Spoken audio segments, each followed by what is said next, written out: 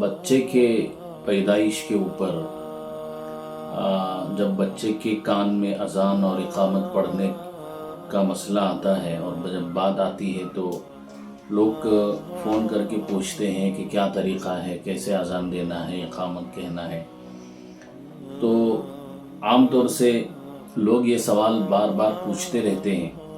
तो मैंने सोचा कि एक वीडियो के ज़रिए से इसका सही तरीक़ा और इसकी जो अहम बातें हैं वो मैं आपके सामने रख दूं। देखिए कि बच्चा पैदा होने के बाद में उसके सीधे कान के अंदर अज़ान और बाएं कान के अंदर इक़ामत का पढ़ना जो है ये सुन्नत तरीक़ा है, ये सुन्नत है। अब बाज़ लोग ये सवाल पूछते हैं इसमें कि जिस तरीक़े से मस्जिद के अंदर मुअज़्ज़िन अज़ान देते हैं, कानों में उंगलियां डालते हैं और फिर जो है वह अज़ान कहते हैं, तो इस तरीक़े से बच्चे के सामने कानों में उंगलियां डाल करके अज़ान पढ़ना है क्या?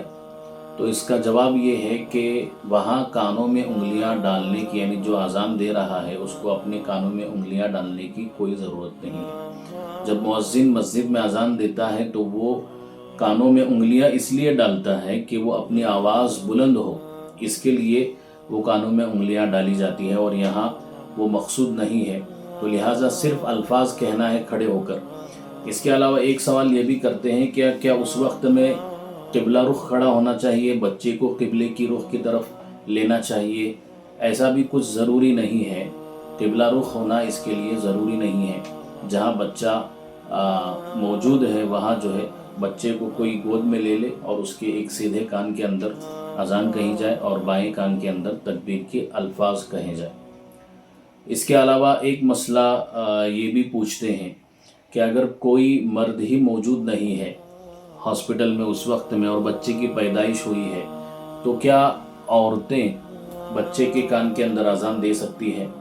इसका जवाब ये है कि अगर कोई औरत हैज़ व निफास की हालत में नहीं है, वहाँ मौजूद है, पाक साफ़ है, तो और वो अज़ान और इक़ामत के अल्फाज अच्छी तरीक़े से जानती भी है, तो औरत भी बच्चे के कान के अंदर अज़ान दे सकती है, अज़ान की कलिमात पढ़ सकती है।